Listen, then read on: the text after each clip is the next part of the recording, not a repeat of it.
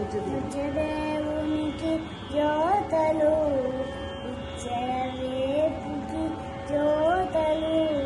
ముజ్జగాలలో పూజలందుకును విఘ్నరాజుకి జ్యోతలు, ఎలుక పైన ఊరేగు స్వామికి ఏనుగమోహన వరలు వామికి, ఎల్ల విక్రములు తొలగించే చల్లని తల్లికి జ్యోతలు, పూజ్యదేవునికి జ్యోతలు, ఇచ్చరవేపుకి